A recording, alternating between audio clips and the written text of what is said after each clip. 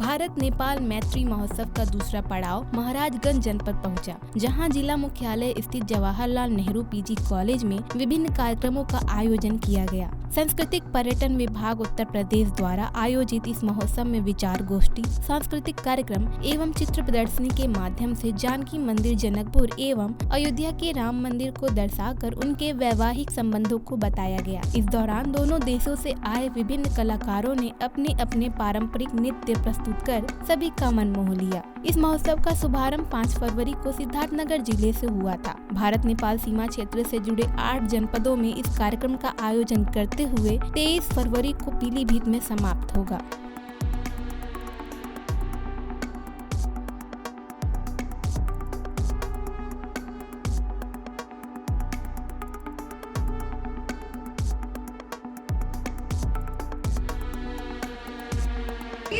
भारत नेपाल मैत्री महोत्सव का आज दूसरा पड़ाव है, जो कि महाराजगंज में आज होने जा रहा है। आपके सामने महाराजगंज में भारत नेपाल मैत्री महोत्सव की जो सांस्कृतिक आधारशिला है, वो भारत नेपाल मैत्री की जो परंपरा रही है, उस परंपरा को आज की युवा पीढ़ी और विद्यार्थियों के बीच ले जाकर उनको जोड़ना है, ताकि वो हमारी समृद्ध संस्कृति से जुड़कर विकास में अपना योगदान दे सकें। ये महोत्सव 5 फरवरी से सिद्धार्थनगर में शुरू हुआ है और 23 फरवरी को इसका पीलीभीत में समापन होगा। भारत नेपाल मैत्री महोत्सव उन 8 जनपदों में आयोजित किया जाएगा जिसकी सीमा नेपाल से लगती है। हमारे उत्तर प्रदेश के ऐसे 8 जनपद हैं जिनकी सीमा नेपाल से लगती है, और ये दूसरे पड़ाव के रूप में महाराजगंज में आयोजन संपन्न हो रहा है। दूसरे पड़ाव के रूप में कुशीनगर में होने जा रहा है। In this program, so I think this program is very helpful to know the culture between two countries. Because we are having similarities in a lot of areas, like in culture, we have got similar festivals. Even talking about food, you will find similarity, the same species, same food. So I think this will help us to know each other, and most importantly, not for us, for coming generation, the future generation, they must know in this digital world where they are involved in more media, where I think the era of ChatGPT, in this era, in this period, if we just organize this sort of event in different places, not only in India. मेरा नाम गीता देवी मिजार है। हम नेपाल से आए हैं। अभी हमने लोक नृत्य दिखाया है। कैसा लग रहा है और कहाँ पे आपने प्रस्तुत किया है? हमने इधर महाराजगंज में प्रस्तुत किया है।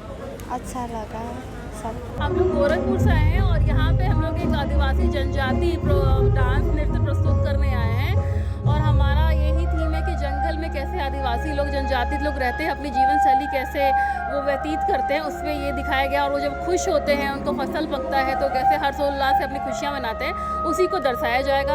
और भारत नेपाल जो मैत्री महोत्सव हो रहा है, उसमें हम लोगों को मौका मिला है एज अ कलाकार काम करने का। तो हम अपने योगी सरकार और मोदी सरकार और हमारे डिपार्टमेंट को बहुत दिल से शुक्रिया अदा करते हैं कि हमें उन्होंने मौका दिया।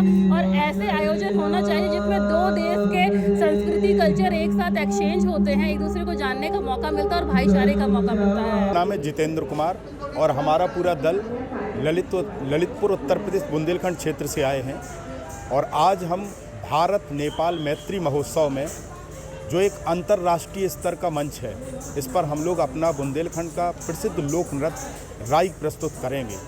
क्योंकि हमारा जो जनपद है वो बुंदेलखंड के मध्य में आता है, बीचों बीच आता है, और हमारा जो लोक नृत्य है बहुत ही पारंपरिक और बहुत प्रसिद्ध लोक नृत्य है। तो हमारे लिए बहुत बड़ी उपलब्धि है कि आज अंतर्राष्ट्रीय स्तर के इस मंच पर हमें मौका मिला है।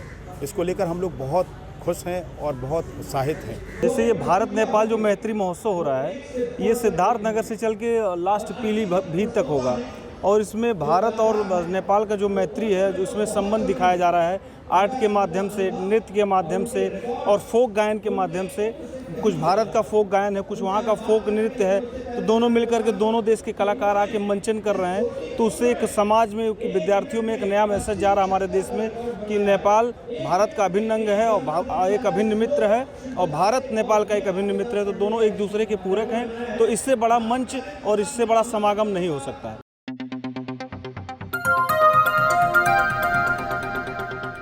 बजाओ जरा झूम के बजाओ, बजाओ बजाओ जरा झूम के बजाओ।